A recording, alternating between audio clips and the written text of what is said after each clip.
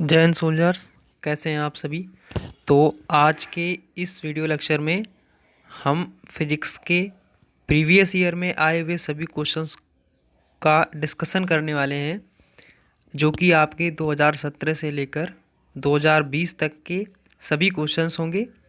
तो previous lecture जिन्होंने अभी तक नहीं देखे हैं तो वो चैनल पर विज़िट करें, या वीडियो के डिस्क्रिप्शन में मैंने उन वीडियोस का लिंक दे रखा है, आप उन वीडियोस को अवश्य देख लें।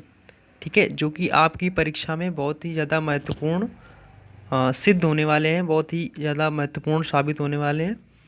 ठीक है, और 60 क्वेश्चंस तक मैं ऑलरेडी पहले डिस्कस कर चुका था, और नेक्स्ट मैं 61 से आगे कंटिन्यू करने वाला हूँ। तो बिना किसी देरी के मैं वीडियो को स्टार्ट करता हूँ। ठीक है, और आप लोगों से मेरा एक ये आग्रह है कि आप ज़्यादा से ज़्यादा इस वीडियो को शेयर कर दें, अपने फ्रेंड्स को जोड़ लें, ताकि लाइव 50 प्लस आने की उम्मीद बरकरार रखिएगा आप सभी लोग। तो शेयर करें इस वीडियो को, लाइक करें, और अपना लाइव कमेंट आप सभी क्वेश्चंस का देते रहें। एक तरीके से आपका ये प्रैक्टिस हो रहा है। ठीक है, जो क्वेश्चंस मैं करा रहा हूँ आपके प्रीवियस ईयर हैं, प्लस आप आंसर्स भी देंगे ठीक लाइव। ठीक है, स्टार्ट करते हैं। तो वीडियो को शेयर कर दीजिए, वीडियो को आप शेयर कर दीजिए अपने फ्रेंड्स तक, सभी फ्रेंड्स तक अपने इस वीडियो को शेयर करिएगा। तो 61 नंबर क्वेश्चंस को आप रीड करें। ठीक है, और लाइव कमेंट अपना पोस्ट करते रहिएगा। ठीक है, जो भी आप कमेंट कर रहे हैं अपना लाइव कमेंट पोस्ट करते रहिए। मैं सभी के कमेंट्स को रीड करता हूँ। हो सकता है किसी के कमेंट का मैं जवाब ना दे सकूँ, लेकिन फिर भी सभी के कमेंट्स को रीड कर रहा हूँ। ठीक है, तो 61 नंबर क्वेश्चन को पढ़िएगा। यदि पृथ्वी घूर्णन करना बंद कर दे तो जी के मान में क्या परिवर्तन आएगा। ठीक है, तो आप सभी जिन जो इंग्लिश मीडियम के छात्र हैं तो वो अपना इंग्लिश में पढ़ सकते हैं। ठीक है, 4 नवंबर 2020 की पहली शिफ्ट में पूछा हुआ ये क्वेश्चन है। आप बताइएगा इस क्वेश्चन का राइट आंसर क्या होगा, इंक्रीज, डिक्रीज, नो चेंज या नन, बताइएगा। तो जब पृथ्वी घूर्णन करना बंद कर देती है तो जी के मान में कोई भी परिवर्तन नहीं आता है। तो इस क्वेश्चन का जो राइट आंसर होगा वो क्या होगा, ऑप्शन कौन सा सही होगा, ऑप्शन सी, नो चेंज। ठीक है, किस तरीके से नो चेंज आया है मैं बताता हूँ आपको। ये देख लीजिए कि जब पृथ्वी घूर्णन करती है तो यानी कि आपको पता है कि जी डैश बराबर क्या होता है, G omega square R cos square lambda. ठीक है, जब पृथ्वी घूर्णन करना बंद कर देगी तो ओमेगा की वैल्यू क्या हो जाएगी, जीरो। ठीक है, तो जी डैश बराबर किसके हो जाएगा, जी के। ठीक है, समझ रहे हैं आप हमारी बात। तो जी डैश बराबर किसके हो जाएगा, जी के। तो यानी कि जी के मान में कोई भी परिवर्तन नहीं होगा, जी जितना पहले था उतना ही बना रहेगा। ठीक है, आई होप ये क्वेश्चन समझ गए होंगे आप। नेक्स्ट क्वेश्चन की तरफ मूव करते हैं। देखिए सारे इंपॉर्टेंट क्वेश्चन हैं, सारे प्रीवियस ईयर में आए हुए क्वेश्चन हैं, 2020 के क्वेश्चन मैंने सभी लिख रखे हैं। और ठीक है, और आप सभी लोगों को लाइव कमेंट देते रहना है। ठीक है, आपको अपने पेपर किस तरीके से आता है उसका लेवल का अंदाज़ा लगता रहेगा। ठीक है, आगे बढ़ते हैं। तो 62 नंबर क्वेश्चन को आप बताइएगा। नेक्स्ट बताइएगा 62 नंबर क्वेश्चन, ऊष्मागतिकी का जीरोथ लॉ, ठीक है, यानी शून्यवां नियम किसको परिभाषित करता है, ताप ऊर्जा कार्य शक्ति। ठीक, ताप ऊर्जा कार्य शक्ति। तो बताइएगा, तो ऊष्मागतिकी का जो शून्यवां नियम यानी कि जीरोथ लॉ है वो किस नियम के संरक्षण पर है। तो 62 नंबर क्वेश्चन का बिल्कुल सही आंसर आप सभी लोग दे रहे हो। 62 नंबर क्वेश्चन का राइट आंसर है ताप। ठीक है, तो ऊष्मागतिकी का शून्यवां नियम जो होता है वो ताप को परिभाषित करता है। और ठीक है, ऊष्मागतिकी का शून्यवां नियम ये ताप को परिभाषित करता है। और ऊष्मागतिकी का जो द्वितीय नियम होता है वो एनर्जी यानी ऊर्जा संरक्षण पर आधारित है। ठीक है, आगे बढ़ते हैं। 63 नंबर को रीड करिए। 63 नंबर में क्या दे रखा है कि घूर्णन गति में क्या नियत रहता है, what will be the remain constant in angular motion, वेग, संवेग, कोणीय संवेग या नन, इनमें से कोई नहीं, बताइए। तो घूर्णन गति में सदैव कोणीय संवेग, ठीक है, नियत रहता है। तो इस क्वेश्चन का राइट आंसर क्या होगा, ऑप्शन सी। ठीक है, आप सभी लोग कमेंट कर रहे हैं, मैं सभी के कमेंट को सीन कर रहा हूँ। ठीक है, एंगुलर मोमेंटम यानी कि कोणीय संवेग, ठीक है, वो फिक्स रहता है। ठीक है, समझ गए? आगे बढ़ते हैं। और आपका लूसेंट का जो फिजिक्स टॉप 500 है वो नेक्स्ट डे से कंटिन्यू हो जाएगा। ठीक है, पहले आज वीडियो ये पूरी कर लीजिए क्योंकि ये मोस्ट इंपॉर्टेंट है, आपके प्रीवियस ईयर में आए हुए क्वेश्चंस हैं। और पीडीएफ मैं आपको शाम तक टेलीग्राम चैनल पर प्रोवाइड करा दूंगा। ठीक है, तो आप पैनिक ना लें। तो 64 नंबर क्वेश्चन को देखिए, one of the most important questions. गुरुत्वीय नियतांक कैपिटल जी की वैल्यू क्या होती है? Value of gravitational constant G बताइए। चार ऑप्शन को देख लीजिए, चारों ऑप्शन को आप रीड करिएगा। तो इस क्वेश्चन का जो राइट आंसर होगा वो क्या होगा बताइए। 64 का राइट आंसर क्या होगा? 64 नंबर। तो 64 नंबर को आपने देख लिया। तो 64 का राइट आंसर होगा option A, 6.67 into 10⁻11 newton metre square प्रति किलोग्राम स्क्वायर। ठीक है, आपके 2020 के एग्ज़ाम में वैल्यू पूछ दी गई है। नेक्स्ट हो सकता है कि इसकी विमा पूछी जाए, नेक्स्ट हो सकता है कि इसका मात्रक पूछा जाए। तो ये क्वेश्चन आया हुआ है, आप अपने एग्ज़ाम के लेवल का अंदाज़ा लगाइए कि किस तरीके से क्वेश्चन आपने कर रखे हैं, किस तरीके के क्वेश्चन आते हैं एग्ज़ाम में। ठीक है, और मैं फिर आप लोगों से एक बात ये कहने वाला हूँ। ठीक है, इसमें मैंने यहाँ पे देखिए डायमेंशन इसकी लिख रखी है, डायमेंशन मैंने इस क्वेश्चन की लिख रखी है, आप स्क्रीनशॉट ले लीजिए या अदरवाइज़ मैं पीडीएफ शाम को अपलोड करूँगा, देन आप उससे रीड करिएगा। एक बात मैं फिर आप लोगों से ये कहने वाला हूँ कि जिन्होंने अभी तक मेरी पीडीएफ नहीं पढ़ी है फिजिक्स की, ठीक है, पीडीएफ जिन्होंने नहीं पढ़ी है तो उनसे मेरा आग्रह है कि प्लीज़ वो पीडीएफ पढ़ें। ठीक है, आपके 10 से लेकर के, मैं ज़्यादा बड़ी बात नहीं करता हूँ, 10 से 12 मार्क्स, ठीक है, ये आपकी मुट्ठी में है, आपके हाथों में है, कहीं नहीं जाने वाले नंबर 10 से 12 श्योर। मैं बड़ी बातें तो नहीं करता हूँ कि 15 नंबर आएंगे, 20 नंबर आएंगे, नहीं, ऐसा कुछ नहीं, आपकी मेहनत पे डिपेंड करेगा सब कुछ। लेकिन ये ज़रूर फिक्स है कि 10 से 12 नंबर आपकी वो 128 पेजेस यानी 128 पेजेस की जो पीडीएफ है वो दे के जाएगी। ठीक, तो आप उस पीडीएफ को ज़रूर पढ़ें जो कि मेरे द्वारा लिखी हुई मेरे हैंड रिटन नोट्स हैं। और ये पीडीएफ कहाँ मिलेगी अभी मैं थोड़ी देर बाद आपको बताऊंगा। टेलीग्राम चैनल पर मेरे पड़ी हुई है ये पीडीएफ पिन कर रखी मैंने, आप देख लीजिएगा। ठीक है, इसको पढ़ना ही पड़ेगा। ठीक है, और ये मैंने सेल्फ स्टडी करके पीडीएफ को बनाई है। ठीक, आप सभी लोग जानते हैं। आगे बढ़ते हैं, नेक्स्ट क्वेश्चन की तरफ मूव करते हैं। 65 नंबर क्वेश्चन, 65 नंबर क्वेश्चन को देखिए, ये मैंने इसमें सॉल्यूशन भी बता रखा है आपको कि जैसे ये क्वेश्चन एक आया था, इसमें थोड़ा सा ये प्रॉब्लम थी कि कोई कंफर्म नहीं हो रहा था कि समतल दर्पण के बीच रखा है या किस तरीके का है। तो मैंने क्वेश्चन को बनाया अपनी तरफ से, मतलब क्वेश्चन सेम था, 72 अंश का कोण था, और ये फिक्स नहीं कि समतल दर्पण के बीच रखे थे क्या था। लेकिन आप फिर भी समझ लीजिए कि 72 अंश के कोण पर झुके दो समतल दर्पणों के बीच रखे किसी पिंड के बने प्रतिबिंबों की संख्या क्या होगी। ठीक है, तो आई होप कई लोगों ने मुझे बताया भी था, और special thanks for Vaibhav Shukla from Prayagraj. उन्होंने कई सारे क्वेश्चंस और कई सारी स्टडी मटेरियल्स अपना मुझे सेंड किया है, जो मुझे इस वीडियो लेक्चर को बनाने में बहुत ज़्यादा आसानी और सहजता मिली है। ठीक है, तो मैं उन्हें स्पेशल थैंक्स देना चाहता हूँ, कहना चाहता हूँ। ठीक है, तो 72 अंश का जब कोण है, और आपको पता है कि एन बराबर क्या होता है, 360 अंश बटे थीटा, यानी 360 डिग्री बटे थीटा होता है।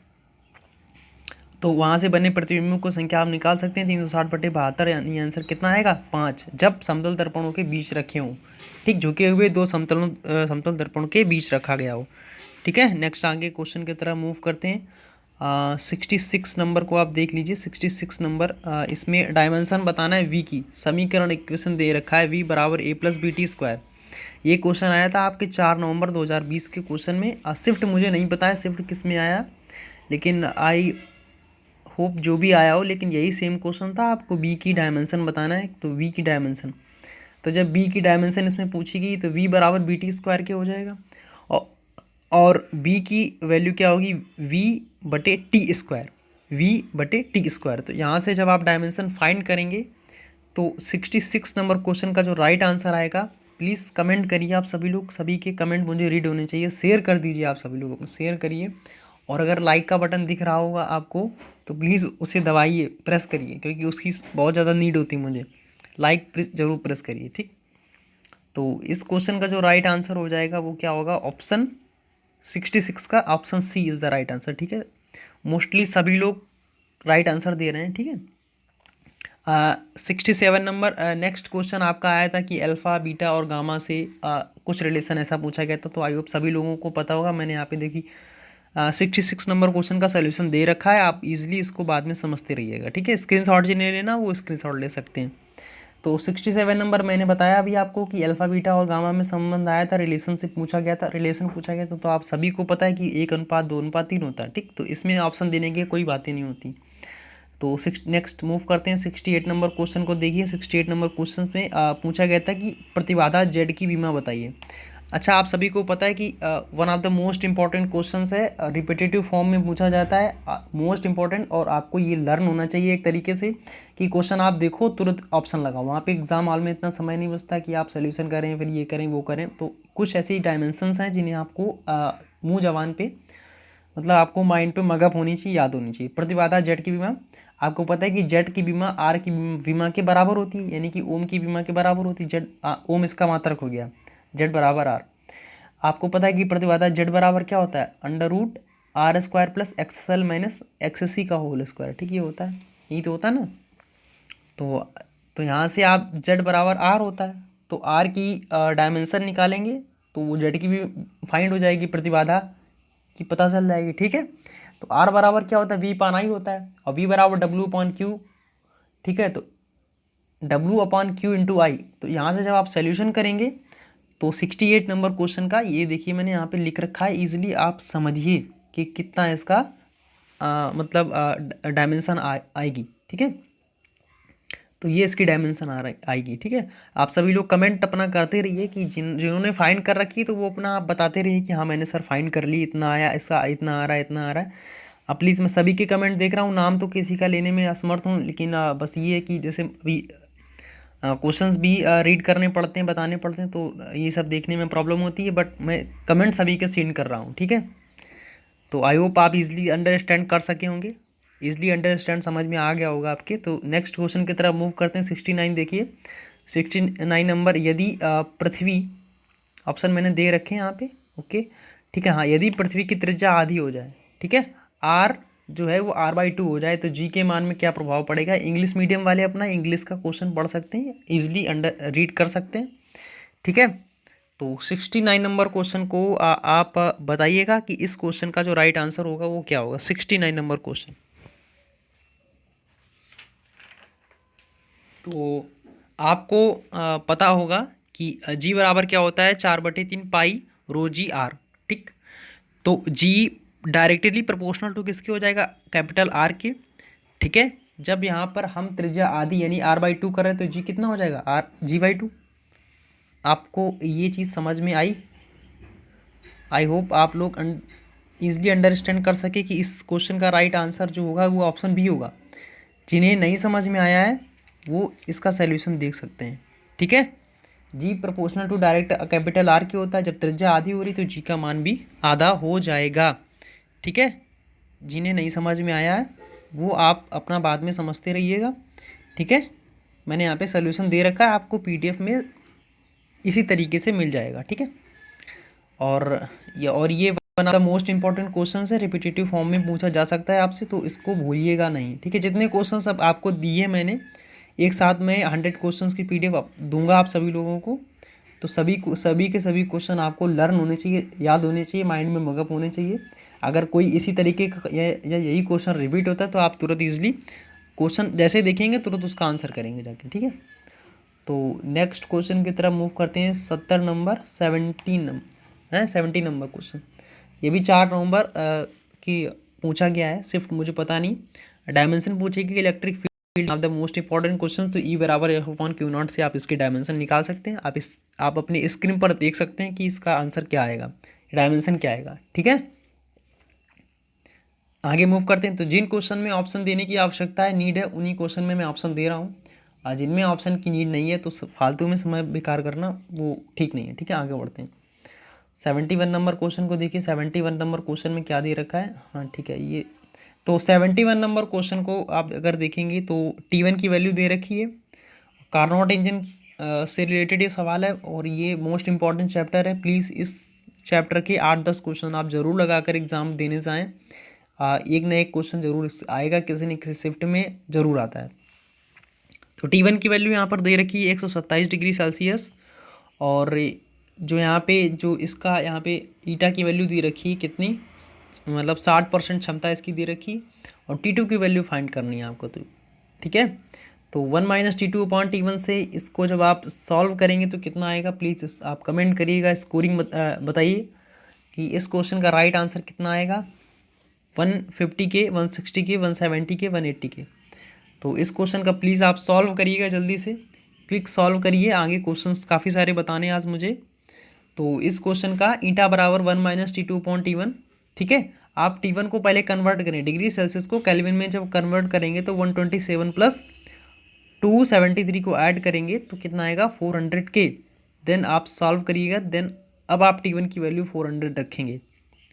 ठीक है, तो जब आप इसको सॉल्व करेंगे तो इस क्वेश्चन का जो राइट आंसर आएगा 71 नंबर का राइट आंसर आएगा, वो होगा 160 के। ठीक है, B option is the right answer. ठीक है, किस तरीके से बी ऑप्शन इसका आ रहा है, प्लीज़ आप इसका सोल्यूशन देख सकते हैं, ईजिली स्क्रीनशॉट लीजिए, या मैं शाम को PDF अपलोड करूँगा, देन आप तब रीड करिएगा। आगे बढ़ते हैं। 72 नंबर क्वेश्चन, ये भी one of the most important question है। मैंने यहाँ पे ऑप्शन देने का कोई ज़्यादा वो नहीं समझा। ये क्वेश्चन आया था कि इक्वेटर विषुवत रेखा जो होती है, ठीक है, और पोल यानी कि जो ध्रुव होते हैं, ठीक है, तो विषुवत रेखा से यानी इक्वेटर से ध्रुव यानी पोल की तरफ बढ़ने पर जी के मान में क्या प्रभाव पड़ता है। तो सभी लोगों को, आई होप सभी लोगों को ये क्वेश्चन पता होगा कि जब हम विषुवत रेखा से ध्रुव की ओर बढ़ते हैं तो जी की वैल्यू बढ़ती है, जी के मान में वृद्धि होती है। ठीक है, विषुवत रेखा पर जी का मान न्यूनतम लगभग होता है, न्यूनतम, और ध्रुवों पर जी का मान सबसे अधिकतम होता है, और केंद्र में 0। यही तो होता है ना। आप सभी लोग कमेंट करते रहिए, सभी लोग जो भी आपके क्वेरी, राय, डिस्कशन जो भी है आपका, आप अपने क्वेश्चंस का आंसर सभी कुछ जो भी हो आप अपना कमेंट करते रहिए। ठीक है, सभी के क्वेश्चन, सभी के आंसर्स मैं रीड करता हूँ। ठीक है, 73 नंबर क्वेश्चन को प्लीज़ आगे आप मूव करते हैं। 73 नंबर, उससे पहले मैं बताऊँ आपको, आप सभी लोग कमेंट कर रहे थे कि कहाँ पे PDF मिलेगी ये, तो आपको ईजिली टेलीग्राम पे जाना है और वहाँ पे सर्च करेंगे आप एयरफोर्स फिजिक्स। तो वहाँ पे आप ईजिली सर्च करेंगे कि एयरफोर्स फिजिक्स _ यज्ञदत्त। ठीक है, ये सर्च करेंगे, वहाँ पे आपको 1000 प्लस मेंबर मिलेंगे। 1000 से ज़्यादा लोग जुड़ चुके हैं वहाँ पे आपको शाम को 6 बजे के आसपास PDF में अपलोड कर दूँगा। तो और जो फिज़िक्स की हमारी PDF है वो मैंने पिन कर रखी है, आप जब देखेंगे जाके टेलीग्राम चैनल पर तो वहाँ पे आपको मिल जाएगी। वहाँ पे लिख रखा है मैंने कि फिज़िक्स PDF आपको मिल जाएगी। ठीक है, हैंड रिटन नोट्स हमारे। ठीक है, तो आगे बढ़ते हैं। 73 नंबर क्वेश्चन को रीड करिए। वह राशि जो प्रत्येक पद्धति में समान रहती है, quantity will remain same in all measurement, please give your answer, चाल, कार्य, समय या तुरंत। तो आई होप इस क्वेश्चन का राइट आंसर सभी को पता होगा, इसमें कोई भी शक नहीं, कोई भी संदेह नहीं है। तो जो समय होता है वो सभी पद्धति में समान रहता है। ठीक है, option C is the right answer. आगे बढ़ते हैं। हाँ, सभी कमेंट करते रहिए, सभी के कमेंट में रीड कर रहा हूँ। जिन्होंने गलत दिया है तो वो खुद ही जाने कि किस लेवल पे वो पढ़ रहे हैं। ठीक है, वह प्रक्रम जिसमें किया गया कार्य यानी कि ΔW आंतरिक ऊर्जा ΔU के बराबर होता है। तो 5 नवंबर को पूछा हुआ क्वेश्चन है, ये मॉर्निंग शिफ्ट में आया हुआ था। तो वह प्रक्रम जब यानी कि किया गया कार्य यानी ΔW और ΔU के बराबर हो जाता है तो वो कौन सा प्रक्रम होता है, प्लीज़ टेल। आपको पता है कि ΔQ बराबर ΔU प्लस ΔW होता है। तो जब ΔQ 0 हो जाएगा तभी तो ΔW बराबर माइनस ΔU के होगा, और माइनस हम कंसीडर नहीं करेंगे तो ΔW बराबर ΔU की हो जाएगा। किसी को समझ में आया मैं क्या बोल गया? तो इस क्वेश्चन का जो राइट आंसर होगा प्लीज़ कमेंट करिए। इस क्वेश्चन का राइट आंसर होगा रुद्धोष्म प्रक्रम adiabatic process, option C is the right answer. ठीक है, जिन्हें नहीं समझ में आया प्लीज़ वो सोल्यूशन देखें यहाँ पे। ठीक है, सोल्यूशन देखें यहाँ पर, टोटली समझ में आएगा उनको। अदरवाइज़ शाम को PDF अपलोड करेंगे टेलीग्राम पे, आप वहाँ से देख सकते हैं।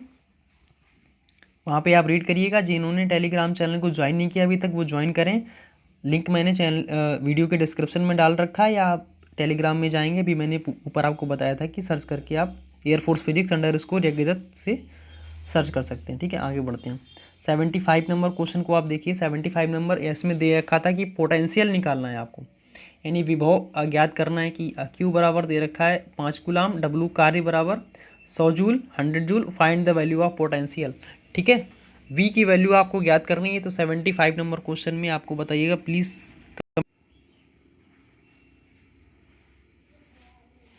तो प्लीज़ कमेंट करिएगा। आपको V की वैल्यू फाइंड करनी है तो V बराबर W/Q होता है, तो 100/5 बराबर 20 वोल्ट। तो इस क्वेश्चन का राइट आंसर क्या आ जाएगा? Option B. ठीक है, जिन्हें नहीं समझ में आया प्लीज़ वो सोल्यूशन को देखें आराम से, इजीली स्क्रीनशॉट लें, देन या बाद में आप PDF से पढ़ते रहिए। ठीक है, 76 नंबर की तरफ मूव करते हैं। 76 नंबर का क्वेश्चन क्या दिया गया है कि 1 kWh यानी 1 किलोवाट घंटा कितने जूल के बराबर होता है? 5 नवंबर मॉर्निंग शिफ्ट में पूछा हुआ क्वेश्चन है। आप बताइए 1 kWh इज इक्वल टू, चारों ऑप्शन आप देखिए ध्यान से, इसको बताइएगा कि इस क्वेश्चन का 76 का राइट आंसर कौन सा होगा। Please tell your correct answer, 76 का राइट आंसर। तो इस क्वेश्चन का राइट आपको गलत नहीं बताना है। इस क्वेश्चन का जो राइट आंसर होगा वो होगा ऑप्शन कौन सा होगा? A B C या D। इस क्वेश्चन का जो राइट आंसर होगा वो 3.6 × 10⁶ जूल। कैसे आया अभी बताते हैं। Option C is the right answer इसका। एक सेकंड ज़रा रुकिएगा। Option C is the right answer है इसका। C इसका राइट आंसर है। ठीक है, किस तरीके से आया आप ये देखिए। 1 kWh 1 किलोवाट घंटा, 1 किलोवाट में 1000 वाट होते हैं। घंटा में, घंटा को आप मिनट में चेंज करेंगे तो 60 × 60 की 3600 हो जाएगा, यानी 36। ठीक है, आप प्लीज़ सपोर्ट करिए, जल्दी से आप चैनल को आगे बढ़ाइए, मोनेटाइज करवाइए। देन पेन टैब मुझे वहाँ से ख़रीदना है। ठीक है, देन उसके बाद मैं ईज़िली लाइव आकर स्पेशली जैसे अनअकैडमी में पढ़ाते हैं उसी तरीके से मैं पढ़ाऊँगा। आप पैनिक ना लें, अभी पढ़ाने में बहुत प्रॉब्लम आती है, सब कुछ फ़ोन से ही करना पड़ता है तो बहुत ज़्यादा प्रॉब्लम क्रिएट होती है। तो ये 36 हो गया ना, और ये देखिए। ठीक है, यानी कि 36 × 10⁵ हो जाएगा। ठीक है, तो यानी कि आप जब पॉइंट लगाएंगे तो 3.6 × 10⁶ जूल हो जाएगा। आई होप ईजिली अंडरस्टैंड कर सके होंगे आप, कोई प्रॉब्लम नहीं आएगी। आगे बढ़ते हैं। तो ये क्वेश्चन एक आया था कि 77 नंबर में कि प्रतिबल की विमा और मात्रक बताइए। आप इजीली इसे देखिए। प्रतिबल बराबर क्या होता है? बल बटा क्षेत्रफल या /N Nm/मीटर स्क्वायर। देन इसकी विमा आप इजीली अंडरस्टैंड कर सकते हैं, निकाल सकते हैं। ठीक है, इस क्वेश्चन में कोई भी ऑप्शन देने की नीड नहीं थी। ठीक, अब आगे बढ़ते हैं। 78 नंबर क्वेश्चन को देखिए। 78 नंबर क्वेश्चन को, इसमें मैंने ऑप्शन दे रखे हैं 78 नंबर में। ठीक है, तो ये भी one of the most important question है कि फ्रिज को खोलने पर कमरे का ताप पे क्या प्रभाव पड़ता है। अगर फ्रिज, जैसे कमरा आपका है और आपने फ्रिज खोल दिया तो कमरे का ताप क्या होगा? ठंड बढ़ जाएगा, घट जाएगा, अपरिवर्तित रहेगा, या इनमें से कोई नहीं? बताइए। तो जैसे ही आप फ्रिज खोलेंगे, ठीक है, तो कमरे का ताप सदैव क्या होता है? बढ़ जाता है। इतना याद रखिए। जैसे आपके कमरे का ताप 28 डिग्री सेल्सियस है तो कितना हो जाएगा? 29, यानी कि जितना भी हो वो बढ़ेगा, ये श्योर है। ठीक है, option A is the right answer इसका। तो आई होप आप इजीली अंडरस्टैंड कर गए ना कि कमरे का ताप जैसे बढ़ाएंगे तो कुछ ना कुछ ताप आपके कमरे का बढ़ जाएगा। जितना टेम्परेचर होगा उससे थोड़ा सा ज़रूर बढ़ेगा। ठीक है, तो आप लोगों को एक जानकारी और देनी थी कि मैं, आप सभी लोगों को पता होगा कि पिछले 20 दिनों से मैं बहुत ही ज़्यादा अस्वस्थ था, यानी कि वीकनेस थी बहुत ही ज़्यादा। ठीक है, तो मैं कुछ भी कर भी नहीं पा रहा था और ना ही वीडियो अपलोड कर पाया ना कुछ भी। तो आप सभी लोगों ने धैर्य और पेशेंस बनाए रखा, इस सभी के लिए मैं आप सभी लोगों का आभारी हूँ। और आप लोग ये सोच रहे होंगे कि क्या मतलब इस टाइम पीरियड में किया है आपने, तो मैं आप सभी लोगों को एक ये जानकारी शेयर करना चाहता हूँ। मैंने एक PDF बनाई है मैथ की वॉल्यूम 2 की। ठीक है, तो वो मैंने मयंक सर को दे रखी है, आप लोगों को बहुत ही जल्द मिल जाएगी। इसमें 10 चैप्टर्स इंक्लूडेड हैं। मेरे हैंड रिटन नोट्स हैं, आपके एग्ज़ाम पॉइंट ऑफ व्यू से बहुत ही ज़्यादा इंपॉर्टेंट है, एग्ज़ाम ओरिएंटेड है। मयंक सर आपको अपने टेलीग्राम चैनल के माध्यम से या ऐप के माध्यम से या किसी भी ना किसी तरीके से आपको वो PDF प्रोवाइड करेंगे। 57 पेजेस की, 57 पेजेस की।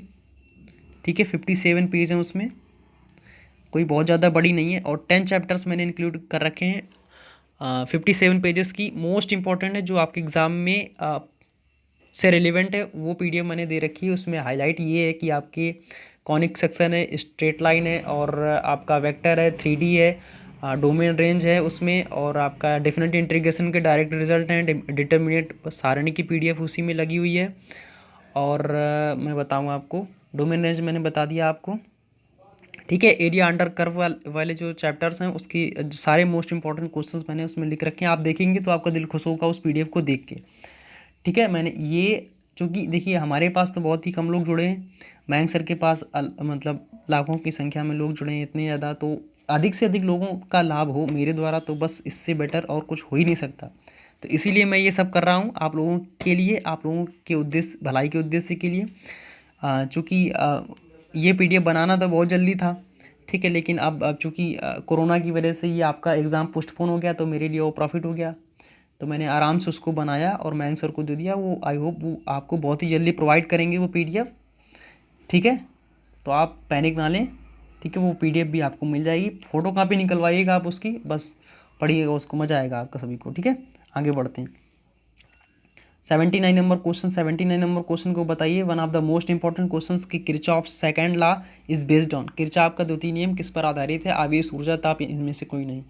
तो किरचॉफ का प्रथम नियम और द्वितीय नियम दोनों इसी शिफ्ट अलग अलग शिफ्ट में आए हुए क्वेश्चन हैं 5 नवंबर 2020 में, मैंने सिर्फ एक को लिख रखा है और बताऊंगा भी आपको किस तरीके से आपको इसको याद रखना है कि आपको किरचॉफ के प्रथम और द्वितीय नियम में कोई भी प्रॉब्लम ना आए। ठीक है, देखिए आपको ये याद रखना है, एक सेकंड थोड़ा सा रुकिएगा, आपको ये याद रखना है ए यू का मतलब होता है आयु। ठीक है, आप आयु याद रखें, ए से आवेश किरचॉफ का प्रथम नियम और यू से ऊर्जा किरचॉफ का द्वितीय नियम। आवेश यानी चार्ज प्रथम नियम और यू मतलब ऊर्जा एनर्जी द्वितीय नियम पर आधारित है। इजली अंडरस्टैंड आप कर पाए, ए आवेश यू ऊर्जा, कोई दिक्कत? फर्स्ट ये वाई फर्स्ट है, समझ गए आप, और ये सेकंड है, एक सेकंड, तो आप समझ गए होंगे। ठीक है, तो मुझे अब इसमें से कुछ भी बताने की नीड नहीं है। ठीक है, ये फर्स्ट और ये सेकंड है। तो प्रथम नियम जो आवेश के संरक्षण पर होता है, द्वितीय नियम ऊर्जा के संरक्षण पर होता है, तो सेकंड नियम ऊर्जा के संरक्षण पर, option B is the right answer. मैंने यहाँ पे भी लिख रखा है, आप इजीली अंडरस्टैंड कर सकते हैं। ठीक है, 80 नंबर क्वेश्चन की तरफ मूव करते हैं। One of the most important question, किस ताप पर लौह चुंबकीय पदार्थ यानी फेरोमैग्नेटिक मटेरियल जो होते हैं कन्वर्टेड इनटू पैरामैग्नेटिक यानी अनुचुंबकीय हो जाते हैं। तो प्लीज़ कमेंट करिएगा आप सभी लोग अपने आंसर्स। तो इस क्वेश्चन का जो राइट आंसर होगा वो होगा ऑप्शन बी, क्यूरी ताप। ठीक, क्यूरी ताप एक ऐसा ताप होता है जहाँ पर लौह चुंबकीय पदार्थ अनुचुंबकीय हो जाते हैं। ठीक है, आगे बढ़ते हैं। अब देखिएगा 81 number question, one of the most important question, आप लोग कमेंट करिएगा इसका राइट आंसर क्या होगा। यदि वी की वैल्यू दे रखी है 200 sine 200 t, 200 sine 200 t, V R M S की वैल्यू फाइंड करनी। तो आपको 81 नंबर क्वेश्चन में आपको किससे कंपैरिजन करना, वी बराबर V zero sine omega T से। ठीक है, तो आपको वी आर एम एस की वैल्यू पता है कि वी आर एम एस का क्या सूत्र होता है, क्या होता है। ठीक है, तो वी आर एम एस बराबर V zero upon root two. आप बताइए इसका राइट आंसर क्या होगा। बिल्कुल करेक्ट आप दे रहे हैं, राइट आंसर सभी ने दे रखा है। तो इस क्वेश्चन का जो राइट आंसर हो जाएगा 81 नंबर का क्वेश्चन का राइट आंसर 100√2 इसका राइट आंसर आएगा। ठीक है, 100√2। ठीक, किस तरीके से प्लीज़ आप इसमें देख लीजिए, स्क्रीनशॉट लीजिए, अदरवाइज आप बाद में करिएगा। 82 नंबर क्वेश्चन की तरफ मूव करते हैं। तो ये भी one of the most important questions आपके एग्जाम में, तो ये भी मोस्ट इंपॉर्टेंट क्वेश्चन आपके एग्जाम में पूछा हुआ क्वेश्चन है। पृथ्वी की सतह से भू स्थिर उपग्रह की ऊंचाई क्या होगी। ठीक है, the height of geostationary satellite from the earth surface. ठीक है, तो इस क्वेश्चन का जो राइट आंसर होगा 82 नंबर का, 82 number C option is the right answer. 36,000 kilometre. I hope सभी को पता होगा इस क्वेश्चन का, तो ये भी इजीली और फ्री में नंबर देने वाला क्वेश्चन है। ठीक है, 83 नंबर की तरफ मूव करते हैं।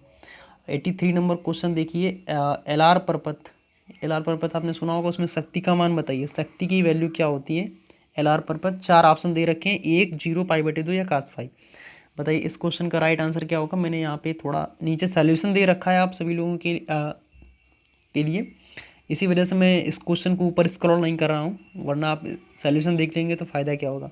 बताइए एलआर परिपथ का कमेंट करिएगा सभी लोग, लाइव आंसर दीजिए अपना जो आंसर आप दे रहे हैं। प्लीज़ कमेंट शेयर करिए, इस वीडियो को पहले शेयर करिएगा सभी फ्रेंड्स के साथ, 5-5 शेयर करिए, एक कैंडिडेट 5 शेयर करेगा। हाँ ठीक है, तो एलआर परिपथ में जो शक्ति की वैल्यू आएगी वो कितनी होगा, 0। इस क्वेश्चन का जो राइट आंसर होगा वो होगा ऑप्शन बी 0। ठीक है, कैसे, ये देखिएगा, क्योंकि आपको पता है कि पी क्या होता है, एल आर परिपथ में पी, जब आप पी की वैल्यू निकालेंगे पी एवरेज कितना आएगा, V R M S into I R M S बराबर कॉस फाई। मैं पहले बोल रहा हूँ, जिन्होंने मेरी पीडीएफ नहीं पढ़ रखी है प्लीज़ वो पढ़े जा करके। प्रीवियस 2020 के जितने भी क्वेश्चन हैं मेरी पीडीएफ से 18 19 क्वेश्चन एक एक शिफ्ट में फंसे हैं, और जिन्हें विश्वास नहीं है वो पीडीएफ पढ़े जा करके, सभी अंदाज़ा लगेगा। ठीक है, तो आप देखिए यहाँ पे एल आर परिपथ में आपको पता है कि फाई की वैल्यू यानी कॉस फाई की वैल्यू कितनी होती है, पाई/2। ठीक है, यानी फाई की वैल्यू पाई/2, आप कॉस पाई/2 की वैल्यू कितनी हो जाती है, 0। आप निकाल लेंगे तो 0 आंसर आएगा। ठीक है, 84 नंबर क्वेश्चन को देखिए, बंदूक से गोली दागने के पश्चात बंदूक पीछे हटती है क्यों, इसका क्या कारण है बताइए। ऊर्जा संरक्षण, कोणीय संवेग संरक्षण होता है, न्यूटन की गति का प्रथम नियम होता है, या न्यूटन गति का तृतीय नियम। तो बताइएगा कि जब कोई भी, जैसे हम गोली चलाते हैं या तैरते हैं, तो इसमें कौन सा नियम लागू होता है। तो इस क्वेश्चन का राइट आंसर क्या होगा, one of the most important question ये भी है, तो इस क्वेश्चन का राइट आंसर होगा क्रिया प्रतिक्रिया का नियम फॉलो होता है यहाँ पे। जैसे बंदूक चलाएंगे क्रिया की, तो जस्ट अपोजिट प्रतिक्रिया होके हाथ पीछे झटकता है, तो वो क्या होता है, दागने के पश्चात बंदूक पीछे हटती है, हाथ पीछे झटकता है तो बंदूक पीछे की ओर आती है, यानी जितना क्रिया दी आपने आगे उतनी रिवर्स प्रतिक्रिया हो गई। तो इस क्वेश्चन का राइट आंसर ऑप्शन डी हो गया, ऑप्शन डी, न्यूटन की गति का तृतीय नियम। आगे बढ़ते हैं। ठीक है, 85 नंबर क्वेश्चन, आप प्लीज़ शेयर नहीं करते इस वीडियो को, यही बस प्रॉब्लम है। प्लीज़ शेयर करिएगा इस वीडियो को, ताकि सभी से सभी लोगों को, सभी फ्रेंड्स तक शेयर करिए, उन्हें भी सहायता होनी चाहिए, उन्हें भी मदद होनी चाहिए, और हमें भी हेल्प मिलेगी। ठीक है, और लाइक ज़रूर करिए, सब्सक्राइब आपको करना है प्लीज़। ठीक है, प्रकाश विद्युत प्रभाव प्रकाश की किस प्रकृति को दर्शाता है। ठीक है, electric effect of the light so which kind of nature. ठीक है, तरंग, कणी, दोनों, इनमें से कोई नहीं, बताइए। तो आप सभी को पता है कि प्रकाश विद्युत प्रभाव में प्रकाश की जो प्रकृति होती है वो पार्टिकल होती है, कणी होती है। इस क्वेश्चन का राइट आंसर ऑप्शन बी होगा।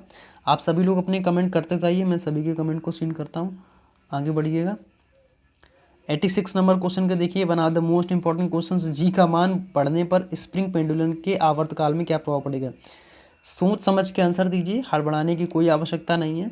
आप देखिए यहाँ पर पहले क्या दे रखा है, स्प्रिंग पेंडुलम यहाँ पे दे रखा है, क्या यहाँ पे आपको क्या दे रखा है, स्प्रिंग पेंडुलम। ध्यान से समझिए, स्प्रिंग पेंडुलम, यहाँ पे आपको सरल लोलक या आवर्तकाल उसका नहीं पूछा, सरल लोलक नहीं पूछा गया, सिंपल लोलक नहीं है।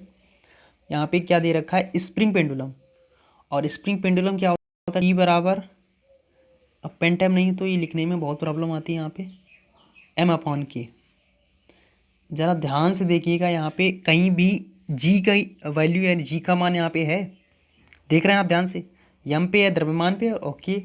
ठीक है, तो जी का मान बढ़ने पर स्प्रिंग पेंडुलम के आवर्तकाल पे क्या प्रभाव पड़ेगा, कोई प्रभाव पड़ेगा नहीं, क्योंकि जी की वैल्यू यहाँ पे है ही नहीं। समझ गए, तो इस क्वेश्चन का राइट आंसर ऑप्शन सी। ठीक है, और ये देखिए मैंने यहाँ पे लिख रखा है कि स्प्रिंग जो पेंडुलम का आवर्तकाल पर कोई प्रभाव नहीं पड़ता है। भाई भाई जो आवर्तकाल है आपका टी, वो टी बराबर 2 पाई × चूँकि यहाँ पे सरल लोलक है ही नहीं, तो उसका कोई बात ही नहीं। स्प्रिंग पेंडुलम में आपका यम और के पर डिपेंड करता है, तो आवर्तकाल प्रोपोर्शनल टू किसके होता है, 1/√g के, तो टी आप समझ गए होंगे। ठीक है, इजली, तो इसमें से कोई परिवर्तन नहीं होगा। यहाँ पे लिख रखा है कि स्प्रिंग पेंडुलम का आवर्तकाल पर कोई प्रभाव नहीं पड़ता। नेक्स्ट क्वेश्चन की तरफ मूव करते हैं, 87 नंबर क्वेश्चन, ये भी one of the most important question है। जिन्होंने मुझे सेंड किया ये क्वेश्चन, उनका सभी भी धन्यवाद। भेजा तो 8-10 लोगों ने क्वेश्चन है, लेकिन सभी का नाम लेने में कोई नहीं। ठीक है, उन सभी लोगों को थैंक्स। तो 87 नंबर क्वेश्चन को देखिए, ट्रांसफार्मर किस सिद्धांत पर कार्य करता है, तो सभी को पता है इस क्वेश्चन का आंसर ऑप्शन बी इसका होगा, अन्योन्य प्रेरण के सिद्धांत पर कार्य करता है। ठीक है, आगे बढ़ते हैं, म्यूचुअल इंडक्शन। 88 नंबर क्वेश्चन, बताइएगा कि 4 डिग्री सेल्सियस पर पानी का घनत्व होता है क्या, अधिकतम, न्यूनतम, नो चेंज या नन। तो 4 डिग्री सेल्सियस पर पानी का घनत्व अधिकतम होता है, कितना होता है, 88 नंबर अधिकतम होता है। जैसे 0 से 4 डिग्री सेल्सियस पर आप पहुँचेंगे, 4 डिग्री सेल्सियस पर पहुँच गए तो पानी का घनत्व कितना हो जाएगा, अधिकतम। और 4 डिग्री सेल्सियस से धीरे धीरे 100 डिग्री सेल्सियस तक पहुँचेंगे नहीं, जैसे ताप बढ़ेगा तो उसका घनत्व न्यूनतम होता चला जाता है। ठीक है, यानी कम होता चला जाता है, समझ गए। और ठीक है, और आयतन इसका 4 डिग्री सेल्सियस पर पानी का आयतन सबसे कम होता है। ठीक है, आयतन ही होता है। ठीक है, हाँ आगे बढ़ते हैं। और 89 नंबर क्वेश्चन में देखिए, 89 नंबर क्वेश्चन, हाँ 89 नंबर क्वेश्चन, ये भी one of the most important question है कि श्वेत प्रकाश को आप प्रिज्म से गुजारते हैं तो सबसे ज़्यादा विचलन किस रंग में होता है। तो आपको पता है कि यहाँ पे जब प्रिज्म आप बनाते हैं यहाँ पे, ठीक है, और श्वेत प्रकाश की किरण जब आप यहाँ से निकालते हैं, श्वेत प्रकाश की किरण, तो ये 7 पार्टिकल्स में विभक्त होती है इस तरीके से, यानी कि इसमें 7 पार्टिकल्स बनते हैं। और किस तरीके से बनते हैं, ये तिरछा तिरछा होकर के आता है, आप समझ गए होंगे, वी बी और वी आई बी, ठीक है। आई होप यहाँ पे, रुको मैं यहाँ पे करता हूँ एक सेकंड के लिए, यहाँ पे इस तरीके से आता है वी बी और वी आई बी जी, ठीक है, जी वाई ओ आर, यानी कि आप देखेंगे तो समझेंगे। यहाँ से सबसे नीचे होता है वी, सबसे होता है वी, ठीक है, ये होता है प्रिज्म, और आप यहाँ से निकालते हैं तो इस तरीके से इनकी किरण पार्टिकल से नहीं, ठीक है। तो जो विचलन है सबसे ज़्यादा, तो देख रहे हैं कि आप में सबसे ज़्यादा जो कोण बनाती है वो कौन बनाता है, ये वी, यानी कि वॉयलेट, यानी कि बैगनी रंग। तो बैगनी रंग में विचलन सबसे ज़्यादा होता है और लाल रंग में विचलन सबसे कम होता है, ठीक है। मैंने यहाँ पे लिख रखा है। अब समझाने के लिए पेन टैब मेरे पास है नहीं, अगर होता तो मैं बहुत अच्छे तरीके से आपको समझाता, ठीक है। तो बस आप लोगों को सपोर्ट करेंगे, देन मैं पेन टैब भी खरीदूँगा, आप लोगों को अच्छे से पढ़ाऊँगा भी, आकर के लाइव पढ़ाऊँगा। तो हम दोनों लोगों का, आपका और हमारा कनेक्टेड जो है समझाने का, फिजिक्स और इंग्लिश दोनों का, फिजिक्स सब्जेक्ट भी और इंग्लिश सब्जेक्ट भी बहुत ही अच्छा रहेगा, ठीक है। 90 नंबर क्वेश्चन को देखिएगा। One of the most important question ये भी है कि अगर बल और द्रव्यमान दोनों दोगुनी कर दिए आपने तो पिंड की गतिज ऊर्जा में क्या प्रभाव पड़ेगा, ठीक है। गतिज ऊर्जा, काइनेटिक एनर्जी में क्या अंतर आएगा आप बताइए। यदि और बल और द्रव्यमान दोनों दोगुनी कर देंगे तो 1/2 mv² 2m और v² का मतलब 4, ठीक है। तो इधर कितना हो जाएगा 8ke, यानी 8 काइनेटिक एनर्जी, ठीक है, 8 गुना के बराबर। किस तरीके से आया, अब जिन्होंने सॉल्व कर रखा है तो वो समझ गए होंगे। कमेंट हाँ प्लीज़ करते रहिए, कमेंट करते रहिए, सभी के कमेंट सीन करते हैं हम, ठीक है। हाँ तो कमेंट ये देखिए 8ke, आप प्लीज़ अंडरस्टैंड कर सकते हैं यहाँ पे, जिन्हें नहीं समझ में आया प्लीज़ वो अंडरस्टैंड करें, देख लीजिए, बाद में आप करते रहिएगा अपना। और 91 number question one of the most important questions है, ठीक है। प्लीज़ कमेंट करिएगा कि एक व्यक्ति, ठीक है, या किसी वस्तु को 30 मीटर पर सेकंड की वेग से ऊपर फेंकता है तो वापस वो पृथ्वी पर कितने समय में आएगा, ठीक है। लगा समय बताइएगा, ठीक है। 5 सेकंड, 10 सेकंड, 20 सेकंड, 6 सेकंड। तो टी बराबर क्या होता है 2u/g, और जी की वैल्यू यहाँ पर दे रखी है 10 मीटर पर सेकंड स्क्वायर, ठीक है। और यू की वैल्यू कितनी दे रखी है, प्रारंभिक वेग उसका दे रखा है 30 मीटर पर सेकंड स्क्वायर, तो 2 गुणा 30/10, 60/10 बराबर 6 सेकंड्स आएगा इसका आंसर। किसको समझ में आया, किसको नहीं समझ में आया, प्लीज़ बताइएगा। तो इस क्वेश्चन का जो राइट आंसर होगा वो 6 सेकंड होगा। आप देख लीजिए, सोल्यूशन मैंने दे रखा है, किसी को प्रॉब्लम हो तो प्लीज़ बताइएगा, आप लोग बता दीजिए कि हाँ सर इस क्वेश्चन में मुझे प्रॉब्लम आई। तो नेक्स्ट क्वेश्चन की तरफ मूव करते हैं। 92 number question one of the most important question इसमें दे रखा है। बताइएगा कि वर्क डन पूछा गया आपसे, डेल्टा क्यू की वैल्यू दे रखी है और डेल्टा यू बताया गया आपको। तो डेल्टा डब्ल्यू की वैल्यू बताइए, ठीक है। डेल्टा क्यू बराबर आपको पता है क्या होता है, डेल्टा क्यू, हाँ तो डेल्टा क्यू बराबर आपको पता है delta U plus delta W होता है। तो डेल्टा डब्ल्यू बराबर क्या होगा, delta Q minus delta U, तो 100 - 40 बराबर 60 जूल। तो इस, तो किया गया कार्य कितना आएगा 60 जूल के बराबर, ठीक है। तो इस क्वेश्चन का जो राइट आंसर होगा वो ऑप्शन डी 60 जूल, ठीक है। किस तरीके से आया प्लीज़ इसको आप देख लीजिए, सॉल्यूशन देखिए, ठीक है। यहाँ पे मैंने नोट डाउन कर रखा है आप लोगों की सहायता के लिए, मतलब आप लोगों को कोई दिक्कत ना हो, आप इजीली कर सकें, ठीक है। नेक्स्ट क्वेश्चन की तरफ मूव करते हैं। 93 नंबर क्वेश्चन, पृष्ठ तनाव का कारण क्या है, reason of the surface tension, one of the most important question, easiest question for ever, ठीक। तो पृष्ठ तनाव का कारण क्या होता है, ससंजक बल के कारण, किन्हीं दो आपको बताएगा, ठीक है। ससंजक बल इसका राइट आंसर होता है, कि इसमें एक्सप्लेनेशन देने की कोई आवश्यकता है नहीं, ठीक है। चूँकि प्रीवियस ईयर है, समय भी आपका अनमोल है और ऑथेंटिक मटेरियल या ऑथेंटिक चीज़ देना ही हमारा उद्देश्य रहता है। तो 94 नंबर क्वेश्चन को देखिए, one of the most important question, ये आपके 2019 2018 3 बार रिपीट हो चुका क्वेश्चन, 18 19 20 21 में भी आएगा। किस शिफ्ट में आएगा कोई कंफर्म नहीं, आएगा ज़रूर। चुंबकीय द्विध्रुव जो है चुंबकीय क्षेत्र में 180 डिग्री सेल्सियस 180 डिग्री सेंटीग्रेड पे घुमाने पे 180 डिग्री सेंटीग्रेड 180 डिग्री घुमाने पर किया गया कार्य क्या होगा। डब्ल्यू बराबर क्या होता है, M B one minus cos theta, M B one minus cos theta. तो कॉस थीटा की वैल्यू 180, तो जो आप सॉल्व करेंगे यहाँ से कितना आएगा 2 MB। इस क्वेश्चन का राइट आंसर 2 MB। ठीक है, सोल्यूशन आप देख सकते हैं, इजीली अंडरस्टैंड कर सकते हैं। ठीक है, 2 MB मैंने यहाँ पे लिख रखा है, आप बाद में देखिएगा, PDF में अपलोड करूँगा, उसमें आप इजीली आराम से पढ़िएगा। 95 नंबर क्वेश्चंस। तो इसमें भी मैंने आपको ऑप्शन भी और बता रखा है कि इनमें से कौन सा मात्रक किसका मात्रक नहीं होता है। प्रतिबल, विकृति, यंग प्रत्यास्थता या नन। तो प्रतिबल एक ऐसी राशि होती है, सभी को पता ही होगा कि मात्रकहीन या विमाहीन राशि है। तो इस क्वेश्चन का राइट आंसर आपको सभी को ईजिली अंडरस्टैंड हुआ होगा। ठीक है, तो विकृति ऐसा है जो मात्रकहीन है और विमाहीन है। ठीक है, तो आज के ये थे हमारे क्वेश्चंस, 95 नंबर तक मैंने लिख रखे हैं। और अब जो 5 क्वेश्चंस बचे हैं वो 5 आपकी सवाल हैं, न्यूमेरिकल्स हैं, इलेक्ट्रिक और मैग्नेटिक के जो 5 मोस्ट इंपॉर्टेंट क्वेश्चंस कई बार रिपीटेड पूछे गए।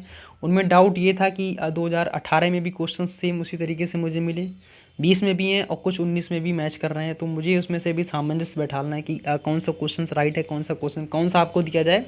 तो मैं वो वीडियो आपको बना के अपलोड कर दूंगा, तो आप पैनिक ना लें। 5-6 दिन में मुझे समय लगेगा। देखिए, इतनी जल्दी कोई भी कार्य मैं नहीं करता हूँ, मतलब आपको थोड़े समय ज़्यादा लग सकता है, लेकिन जो भी मटेरियल मिलेगा आपको ऑथेंटिक, बेस्ट, यूनिक होगा, जो आप कहीं से भी कंपैरिजन नहीं कर सकते। ठीक है, तो आई होप आप इजीली अंडरस्टैंड किया होगा आपने। तो जिन्होंने प्रीवियस वीडियोस नहीं देखी, मैंने चैनल वीडियो के डिस्क्रिप्शन बॉक्स में सारी वीडियोस का लिंक दे रखा है, वहाँ से आप सभी वीडियोस को देखें जा करके, अपनी तैयारी का अंदाज़ा लगाएं और अपनी कमेंट ज़रूर करें वीडियो के बाद कि आपको ये वीडियो कैसी लगी, कितने क्वेश्चंस आपने सही किए। और आप लोग वीडियो को लाइक करें, फ्रेंड को शेयर करें, सब्सक्राइब करवाएं, ये आपका उद्देश्य है। जल्दी जल्दी से आप सब्सक्राइब कराएं, चैनल को बढ़ाएं आगे से जल्दी। ठीक है, आपका उद्देश्य है, हम तो अपना प्रॉमिस पूरा करते हैं धीरे धीरे। ठीक है, अब आपको ये पूरा करना है, आप चैनल को बढ़ाना है, मोनेटाइज कराओ जल्दी से, और पेन टाइम में मैं पढ़ाऊँ जल्दी से आकर के। तो बस आप लोग खुद ही सब समझते हैं, तो बस एटलीस्ट यही बोलना था आपसे। तो 5 क्वेश्चंस की जो वीडियो है, मैं वो 3-4 या 5 दिनों में के अंतर्गत मैं ज़रूर दे दूंगा आपको। और कल से आपका लूसेंट टॉप 500 जो गेम चेंजर साबित होगा आप सभी के लिए, वो मैं स्टार्ट करने वाला हूँ। और लूसेंट से ही नहीं, लूसेंट से 11th-12th की जो फिजिक्स है, उससे आपके प्रैक्टिस सेट से जो one of the most important और अप लेवल के क्वेश्चंस होंगे, वो मैं उन सभी क्वेश्चंस को इंक्लूड करूँगा। खाली थ्योरेटिकल बेस पे नहीं, थ्योरेटिकल न्यूमेरिकल दोनों होंगे उस पर, डिटेल एक्सप्लेनेशन। और जो भी होगा वो बेस्ट मटेरियल आपको मिलेगा। तो सो प्लीज़ पैनिक ना लें, आप सभी लोग मुझसे जुड़ें।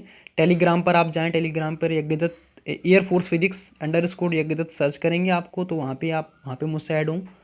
ठीक है, वहाँ पे मैं PDF और कई सारे स्टडी मटेरियल्स मैंने डाल रखे हैं, आप देखेंगे तो आपका दिल खुश हो जाएगा वहाँ पे। ठीक, तो बस एटलीस्ट यही बोलना था, आप सभी लोगों को जोड़ें प्लीज़। आप जैसे 50 लोग भी अगर लाइव देखते हैं तो 50 या 500 लोग भी आप अगर आप वीडियोस को देख रहे हैं तो 5-5 शेयर करेंगे तो 2500 हो गया जा करके। तो प्लीज़ आप वीडियो को शेयर करें, कंजूसी ना करें, अगर कंजूसी करेंगे तो ठीक है, फिर आप तो समझते ही हैं। ठीक है, तो एटलीस्ट यही बोलना था आप सभी लोगों को, प्लीज़ वीडियो को लाइक करें, शेयर करें, सब्सक्राइब करें और अपना प्यार यूँ ही बनाए रखें। ठीक है, धन्यवाद साथियों।